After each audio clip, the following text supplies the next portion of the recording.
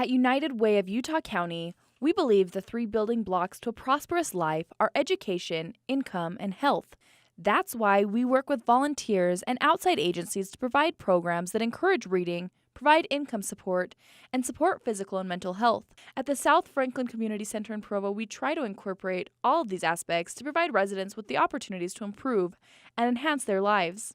Our next nominee is a former BYU employee who spends a lot of her free time reading to children at the South Franklin Community Center and at local schools, which has made a huge difference to the teachers and parents of the children she helps.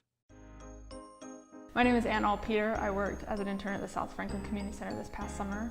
I supervised a reading group, and Linda volunteered for that reading group. And then this is my husband, Austin, and he worked for the BYU Testing Center, and Linda was the supervisor when she still worked there. I think she was definitely one of our more proactive volunteers this summer. She came to us looking for an opportunity to serve the younger children in our community, and she was very good with the kids. She always volunteered to work with our younger group, which is sometimes more challenging.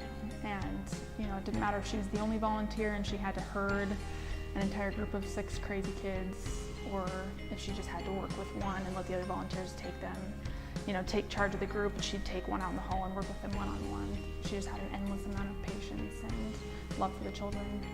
Hi, I'm Kelly Cannon, and I teach 4th grade at Franklin Elementary in Provo. I'm Caitlin Radball. I'm her sister, and I used to work at the BYU Testing Center with Linda.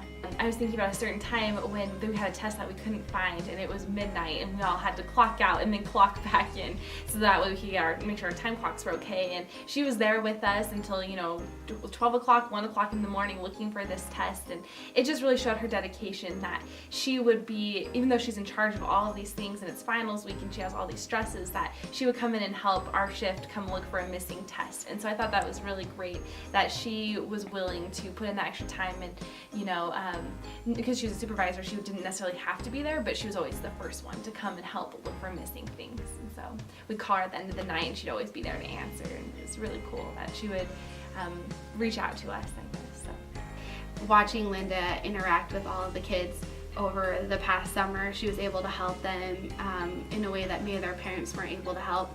We had a lot of parents come and just kind of sit back and watch us do everything because they couldn't interact with us. But Linda was really patient, helping the kids learn Spanish and English, and also helping them learn how to read and funny voices, making the kids laugh. And they walked around holding hands with her, and I don't know, I'm crying. Anyways, she's just a really good person. My name is Kylie Durham, and I am a care coordinator with Help Me Grow, one of the programs at the United Way.